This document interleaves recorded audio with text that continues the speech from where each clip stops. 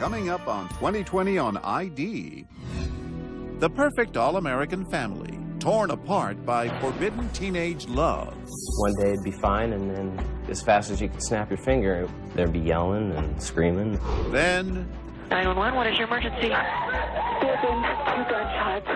a grisly double homicide leaves both parents dead. And it was probably one of the most violent crime scenes that I've ever seen. And police say the shooter is the couple's own daughter. And she came running out bawling and says, "They think I did it." A teenage girl stands trial for murder, while her family watches and wonders. I can't imagine her doing that. Spent shells, a bloody bathrobe, reenactments banned from the courtroom, and a verdict. Is Sarah Marie Johnson not guilty or guilty of murder of the first degree? Young love interrupted. Welcome to 2020 on ID. I'm John Quinones. Parents know to expect problems when their kids become teenagers. And Diane and Alan Johnson's 16-year-old daughter Sarah have presented them with a very big problem. A boyfriend they thought was wrong for her and possibly dangerous. But no one could have imagined what would happen after they tried to end the relationship. Diane and Alan were murdered. In the aftermath, as Deborah Roberts first reported in 2007, a family found itself torn apart by accusations and grieving over what they had lost.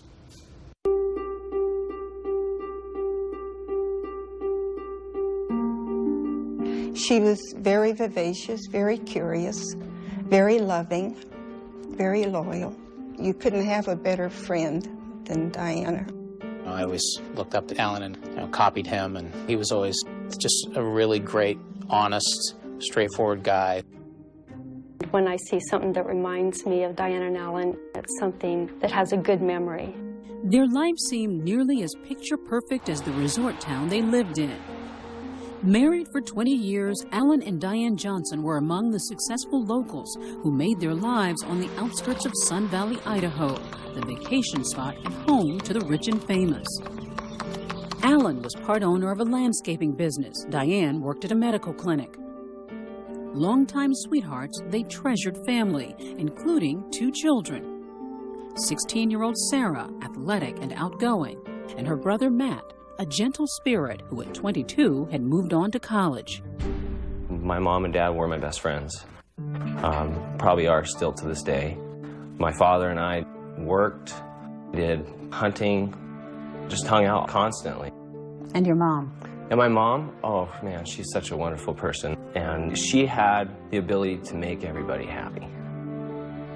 In the small, close-knit community, Diane and Alan were known for their lively parties and trap shooting outings. But their focus was their youngest, Sarah. She was Daddy's little princess.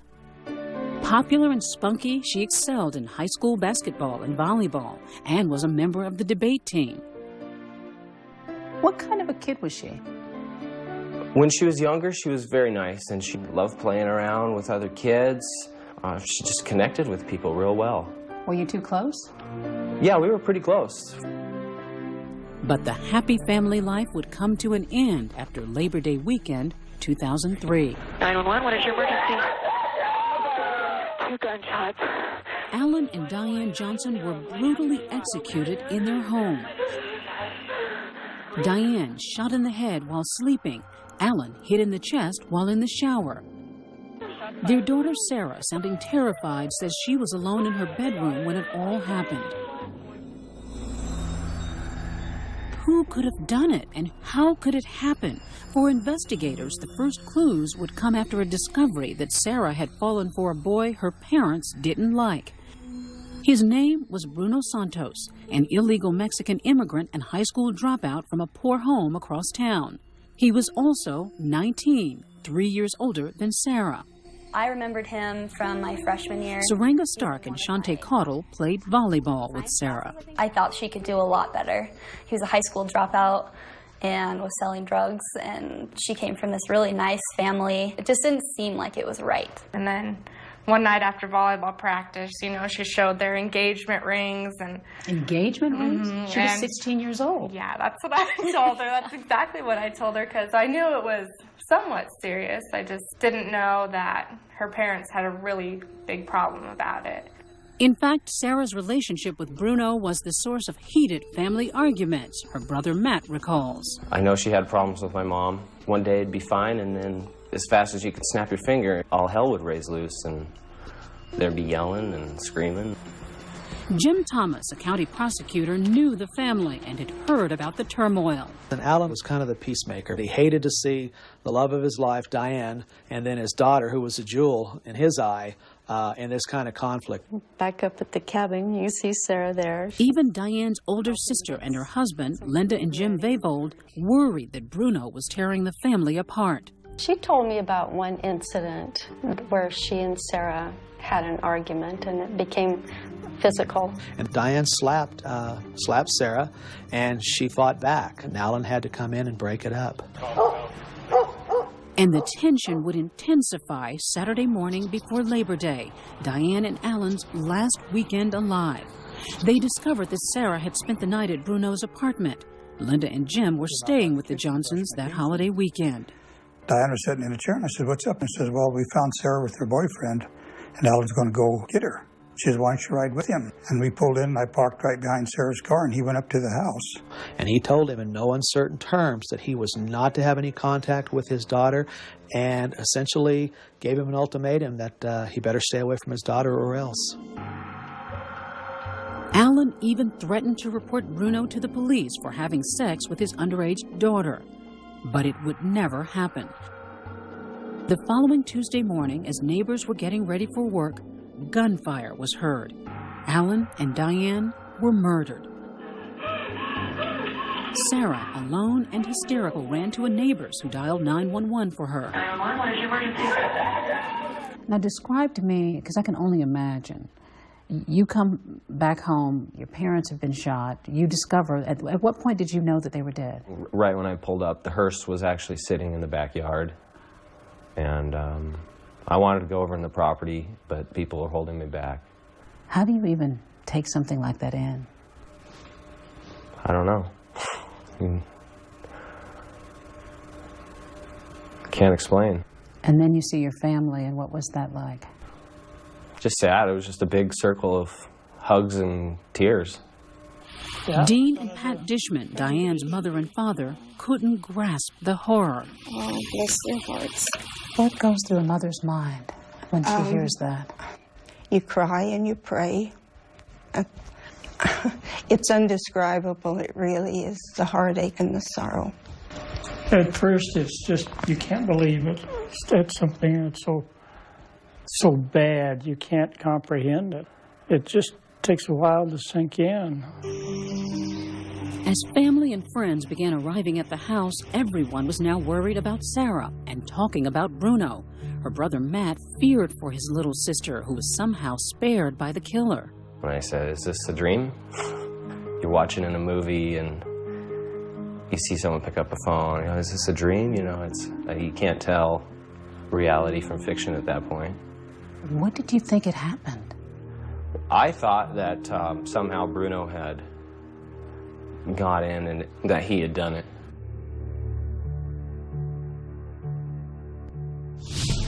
When we come back, what Sarah says happened the day her parents died. She heard one bang and had gone to their door, knocked on it, yelled out, "Mom, Dad," and then heard a second bang. But is she telling the truth? I grabbed some of my investigators and some of the people. I said, there is something going on here. Stay with us.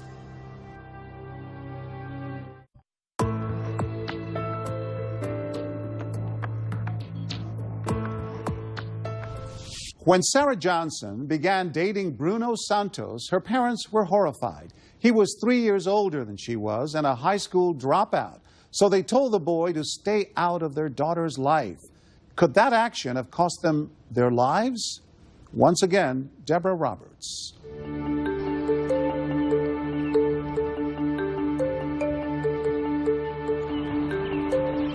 It was dawn on Tuesday, the day after Labor Day 2003. Alan and Diane Johnson had just been murdered in their bedroom. Their 16-year-old daughter, Sarah, panicked and hysterical, fled to a neighbor's where they called police. There have been 2 gunshots in the bedroom. So you get here in the morning. Yes. Go through these doors right here? Yeah, come in the front door. Sheriff Walt Femling, a family acquaintance, wasn't prepared for the sight he'd find.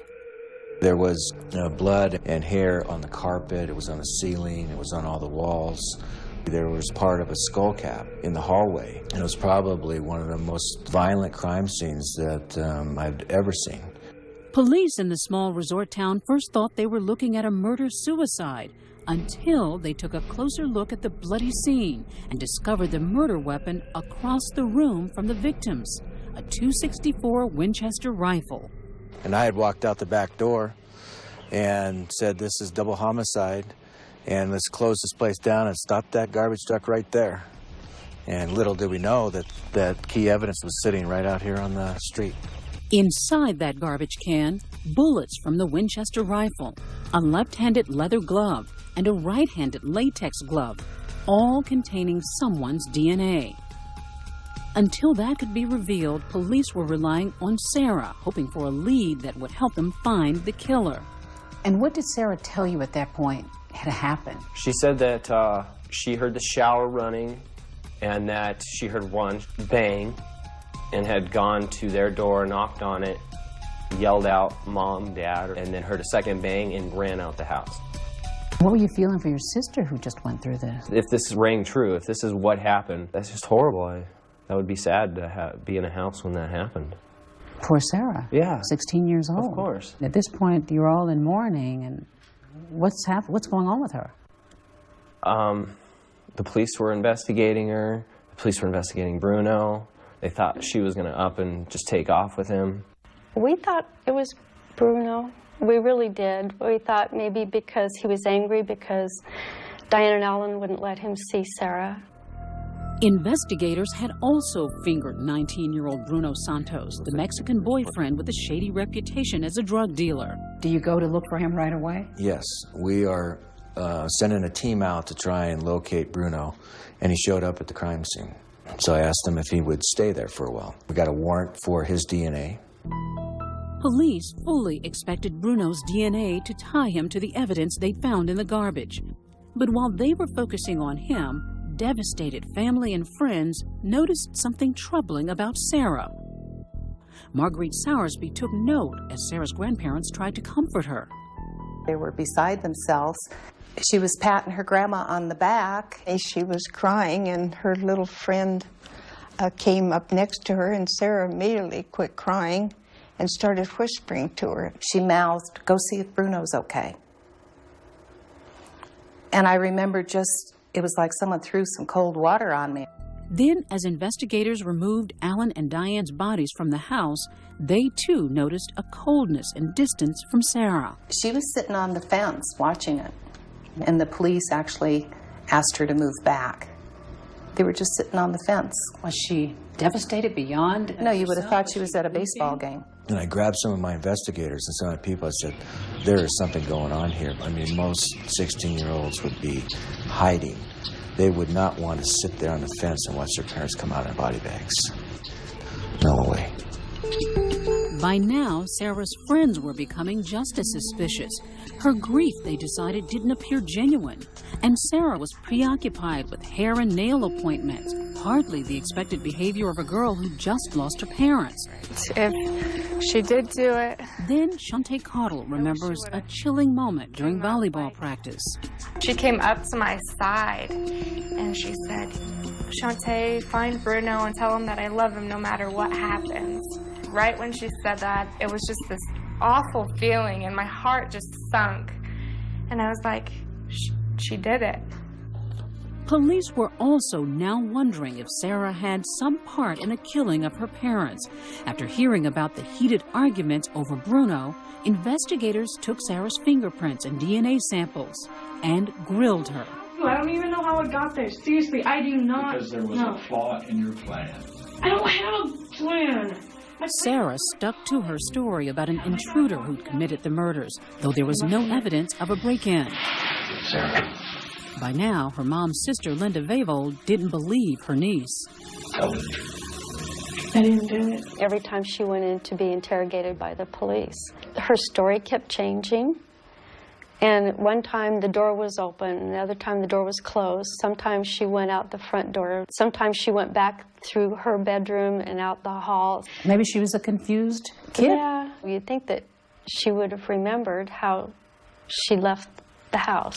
At that point, I'd heard so many lies and her story was falling apart, yet Sarah's older brother Matt tried desperately to believe his sister's account. One time I met her at the police station and she came running out bawling and says, "They think I did it."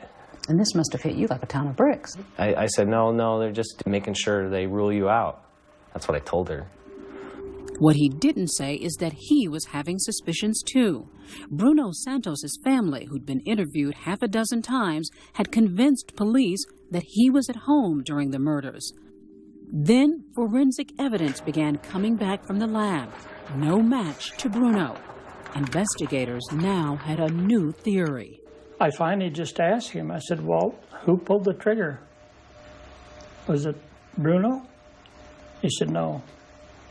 I said, "Then who?" And then he said, "Sarah." And what happened for you at that moment? I couldn't hardly talk. I couldn't believe that my granddaughter was capable of such a thing. Still, police worried the evidence wasn't strong enough. So instead of arresting Sarah, they sent her to live with her aunt and uncle, Linda and Jim, while the investigation went forward. It was a trying arrangement. So you're beginning to suspect that you have a murderer living in your house. Yeah. And is it hard to even allow yourself to think that? It was really hard. You just can't even fathom it. But all the evidence that the police were sharing with us, nobody else could have done this crime. Linda struggled not to let on to her young niece, who was now revealing disturbing nightmares to her aunt.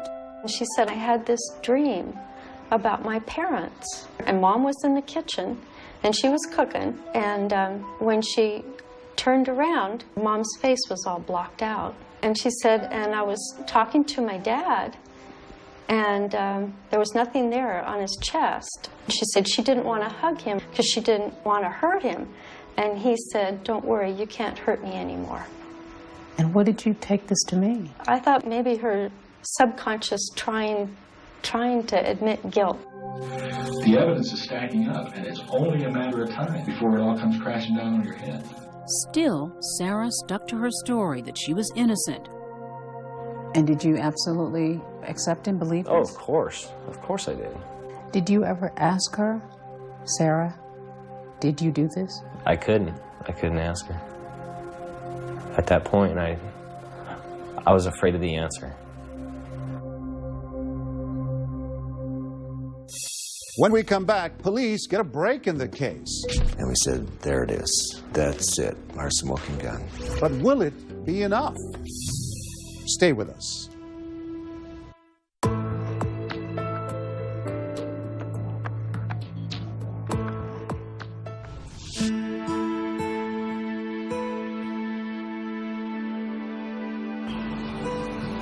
By mid-October, 6 weeks since the brutal murders of Alan and Diane Johnson, a cloud of sadness and fear had settled over the small, scenic Idaho town where they lived. No one had been arrested, and the 19-year-old prime suspect, Bruno Santos, had been cleared. But his girlfriend, Sarah, the 16-year-old daughter of the murdered couple, was under suspicion. Her family, now watching her closely for investigators, struggled not to let on. I can't imagine what that pain must be like. It's hard enough to control your emotions, to not go after that person, and to not throw anything at her that would tip her off that they think she did it. I was just told to be as nice as I could. Then, on a Wednesday afternoon, the waiting was finally over.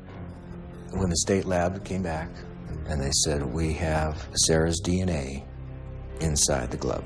And we said, there it is. That was your smoking gun. That's it, our smoking gun. We got her. No. Sarah, your life has changed forever. You're telling me. Convinced they had the final piece of forensic evidence in place, investigators questioned Sarah one last time, hoping for a confession. Sarah, tell me. I didn't do it. You did. No, I didn't. Sure as I'm sitting here. She wouldn't budge. After 45 minutes, Sheriff Walt Femling made the move he had dreaded. He arrested the now high school junior on 2 counts of first-degree murder. I did not think she did it. I still don't. Robert Pangburn, the public defender representing Sarah, says it was no surprise that her DNA was found nearly everywhere since she lived in the house. He accused investigators of being reckless and rushing to find a killer. What were your impressions of Sarah when you first met her? She at no point struck me as an evil person, which I think any teenager who would kill their parents would by definition be an evil person. She just struck me as a normal kid. The arrest of Sarah Johnson would make headlines everywhere. A rare case of a 16-year-old girl charged in the murders of her own parents. It's called parricide and typically involves boys. We knew all along that was going to be the biggest psychological hurdle I faced in prosecution with a jury, is trying to convince them that this 16-year-old girl acting alone killed her parents in such a violent way. That was the challenge for Thomas's team as the trial began in February 2005. He's going to be the most critical witness we've got. So. They believed they had the forensic evidence to convict, but worried whether they could prove that this once bright, athletic high school girl suddenly became a killer. We've got direct forensic evidence, DNA, the blood spatter, the inconsistent stories, and the incriminating statements showing a guilty mind. While her anguished relatives looked on, prosecutors presented grim details of the killing and the evidence. The bullets, some found in Sarah's room. One of those rounds had Diane Johnson's blood on it. The leather and latex gloves with her DNA. And Sarah's pink bathrobe, covered in her mother and father's blood, also found stashed in the family's garbage. It's the truth, the whole truth, and nothing but the truth, so help you God. ¿De Dios? Sí. Yes. Then they questioned the person who may have given Sarah a reason to kill, the Mexican boyfriend her parents didn't approve of, Bruno Santos. Me amenazó. He threatened me. Que me iba a pegar y me iba a meter a la cárcel. He told me that if I didn't leave his daughter alone, that he was going to hit me and that he was going to put me in jail. We simply wanted him to show the relationship that he had with Sarah, which he admitted was a sexual relationship, and just really put a face to this particular witness who we knew the defense was going to be pointing to as the main culprit. Bruno very easily could have recruited cohorts of his. He was involved in the drug business, and people who are dealing oftentimes have associates who are very violent people capable of the terrible crimes that happened in this case. That's all I've got, Your Honor. And though Santos may have given the defense another scenario for the murders, Your Honor, we have decided not to cross-examine Mr. Santos. At all? At all. Pangburn amazingly declined to question him. Would you state your name, please? Melinda May Gonzalez. Then, 16 days into the trial, prosecutors called a witness who would paint Sarah as a pathological liar. One of her former jail cellmates, Melinda Gonzalez, a convicted drug dealer, testified that Sarah nearly admitted to the killings. And then one time we're talking, and she said, when the killers killed my parents. Truth and nothing but the truth, so help you God. Then, one of the toughest moments of all for the family.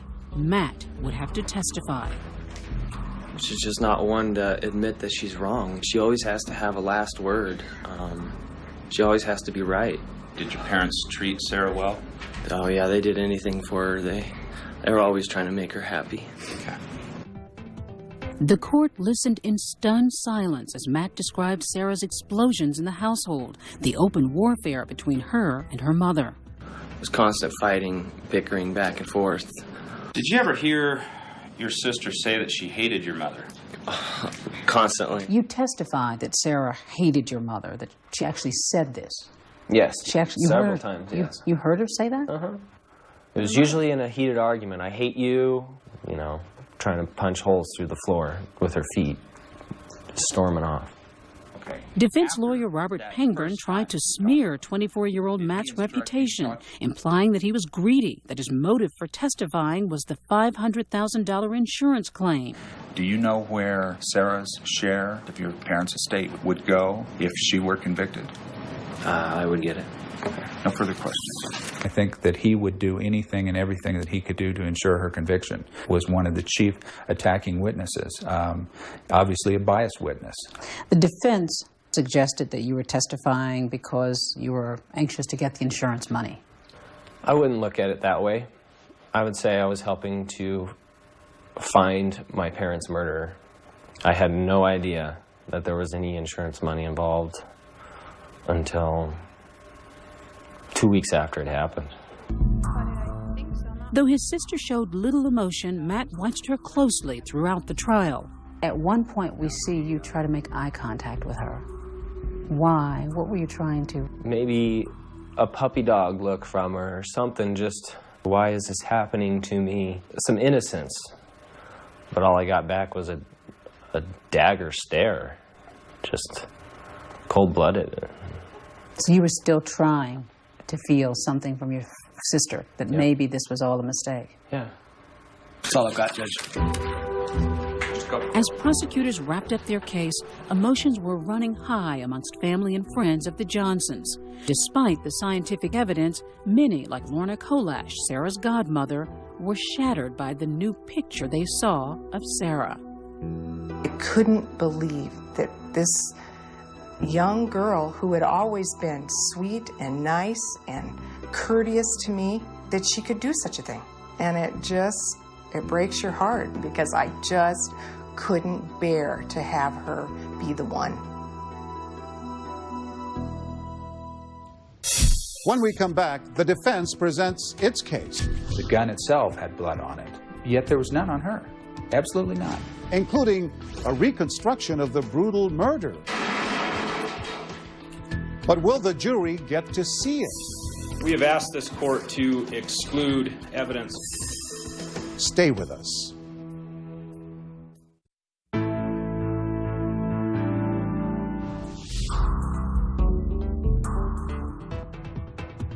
It was early March 2005, 3 weeks since the start of now 18-year-old Sarah Johnson's murder trial. She was accused of parricide, killing her own parents, Alan and Diane, because they didn't approve of her boyfriend. The trial was being watched all over the country, and the defense was about to present Sarah's case.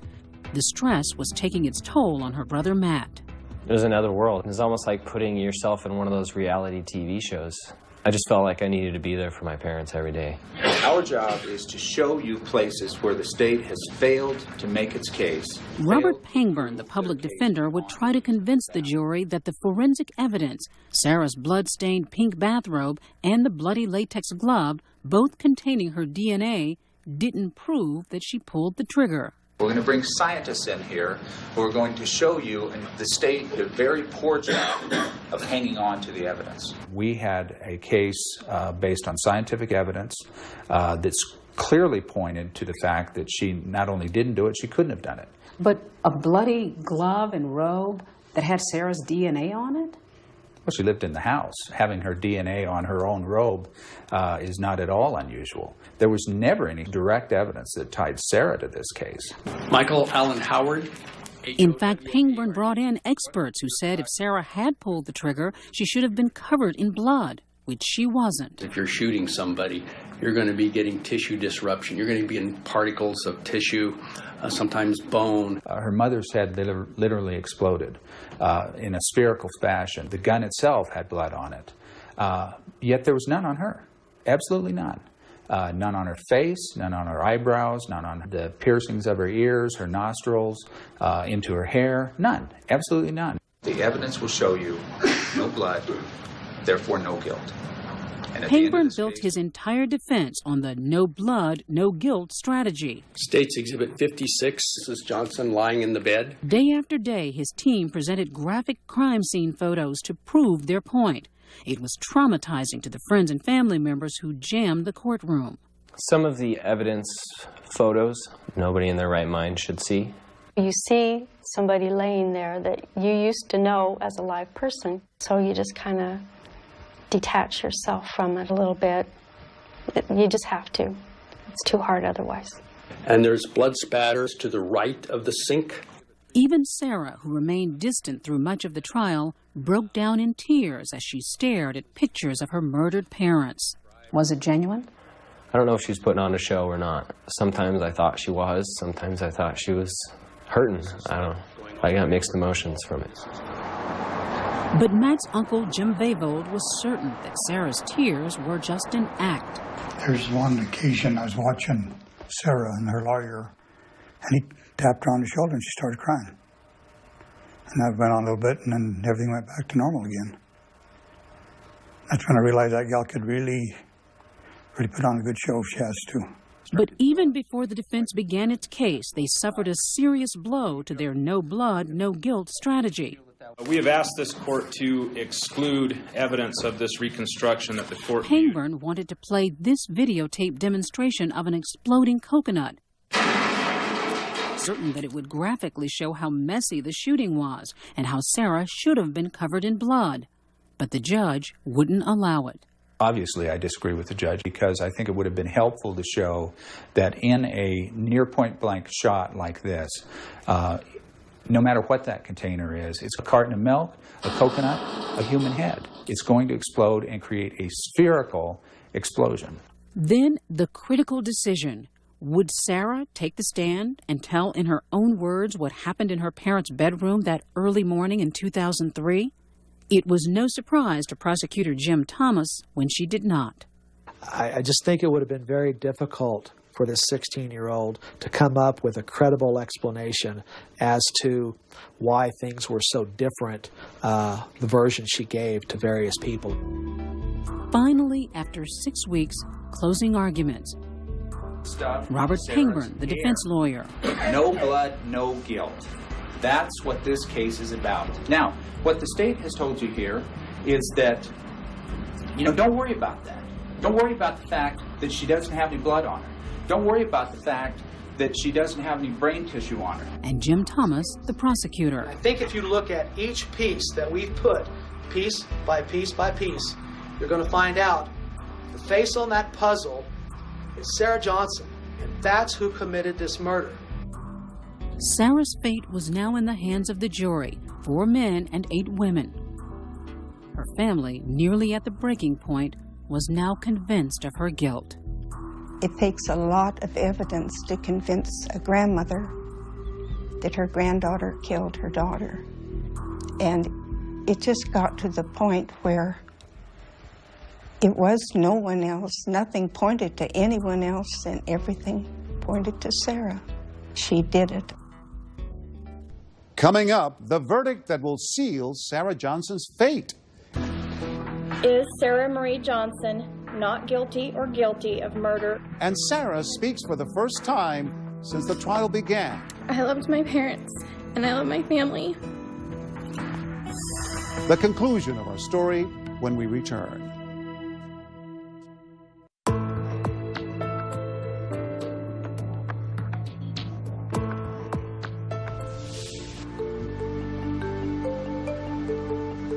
On Wednesday morning, March 16th, after 2 days of deliberating, jurors had reached a verdict in the murder trial of 18-year-old Sarah Johnson. She'd been accused of violently killing her parents, Alan and Diane. There'd been 6 weeks of tear-filled testimony, and friends and family now awaited the decision. Sarah was crying, and her defense team had probably told her to hope for the best but expect the worst, and I think that's what she was doing, because she was crying before the jury came in. Is Sarah Marie Johnson not guilty or guilty of murder of the first degree? Answer, guilty. Guilty on both counts of first-degree murder. That was probably one of the single hardest points of that whole situation, was hearing the guilty verdict. Why? Given that you felt at that point that your sister was guilty? I knew what I knew. I just needed to get confirmation from outsiders that this is really what happened. Defense lawyer Robert Pangburn continues to believe that his teenage client was wrongly accused. So you believe there are murderers out there on the loose still? I do, yes. Why didn't the jury believe this? I don't know. But prosecutor Jim Thomas is convinced the guilty verdict will now put away a dangerous young woman. There's something wrong with the hard wire in her head, and the fact that she could commit this crime in such a horrendous, violent way and then have so little reaction afterwards simply shows me that she was just a stone-cold killer. So you eliminated that right there. I'm right-handed. Dr. Michael Wellner is a forensic psychiatrist and consultant to ABC News. He never met Sarah Johnson, but after reviewing our tapes, explained how a seemingly normal 16-year-old girl could commit such an awful crime. You have to depersonalize in order to kill. Anger helps that happen. Revenge helps that to happen. People should see this as a volcano erupting. And when they erupt, they destroy everything around themselves. So you think she just stopped looking at her parents as people? Absolutely. And just took it out on them? Absolutely. 2 months after the verdict, Sarah's sentencing. Should her young age spare her a life term? Not according to her family and friends. One by one, they all ask that she be locked away for the rest of her life. And do you have a statement that you would like to make for the court here today? Yeah, I prepared a written one, but I'd like to speak from the heart. Especially her angry brother Matt. Sarah, Mom and Dad treated you like a princess. I don't know why you threw it away. Of all the things I miss their hugs. Their bare hugs. And Judge, I would like to see the maximum because after tomorrow and you read your sentencing, I don't want to ever have to hear about her or this event ever again. Matt's testimony during sentencing was very powerful. I think it was a combination of anger, of rage, of sadness, of confusion. Sarah, I'm not talking to the court, I'm talking to you. 77-year-old Pat Dishman stared directly at her granddaughter, pleading for an explanation, anything to explain how she could have viciously killed her own parents. We have been devastated, absolutely devastated by the deaths of your dad and mom. And the devastation was even worse when we had to come to the realization of who did it. I just needed to talk to her and tell her how broken we all were and ask her why. And I think I ended by saying I still loved her, because I do still love her, and that I would pray that her soul would find its way back to God. Okay, Ms. Johnson, it's your opportunity to address the court if you so wish. For nearly 2 years since the murder of her parents, Alan and Diane, finally Sarah Johnson would speak in court. I loved my parents, and I love my family. With the guidance of the Lord and the continued love and support of those that believe in me, I hope to rebuild my life and prove that I can be a productive member of society. That's all I have to say. Her family and friends, desperate for some kind of explanation, would get little more than tears from the teenage girl who continued to insist on her innocence. I didn't feel any emotion in that at all. I felt like she's just trying to reduce her sentence. So what my judgment, Ms. Johnson, is with respect to count one, crime of the murder of first degree, unified sentence of life. She will spend every waking hour and sleeping hour of her life, the rest of her life, her entire adult life, incarcerated. And that's like... Sarah's once close high school friends still struggle to understand how the carefree girl they knew could be a killer. She's never going to be married. She's never going to have kids. I mean, she's not going to have a life. And that's sad when you are 20 years old and you don't get a life. Sarah's life is now confined to a cell like this one. She's refused to see family or friends. How much does it hurt? It's still really hard. A lot? Mm-hmm. It's still really hard. Do you still love Sarah? That's what I'm having the trouble with. I can't imagine her doing that. It's just unbelievable. You know, there was absolutely no reason for her to do what she did. She loved her dad so much, and he loved her. And if she could do that to him, what's to stop her from doing it to somebody else? We need to make sure that she's somewhere where she can't do that to anybody else. Time has done little to ease the devastation in this small Idaho resort town. Alan and Diane Johnson are still the subject of conversations, and their family and friends still ask why. Why did a young girl who seemed to have it all shatter her world and theirs? Every once in a while I'll get upset with something, and I can still hear Diana saying, "Mom, don't sweat the small stuff." And I laugh. And that's the way people do remember them. They remember the good, the fun, and the wonderful people they were. Can I cry now? For Matt, the pain goes deeper. My heart goes out to Matt. I just can't even imagine losing both your parents like that. I feel bad that he's been robbed of his mom being a grandma and his dad being a grandpa, and you know, all the things that he's not going to be able to share with them. He not only lost his parents, who were once his best friends, but he also lost the little sister he once vowed to love and protect. Do you really not want to hear from Sarah ever again? I really have no intention on contacting her. But she's your sister.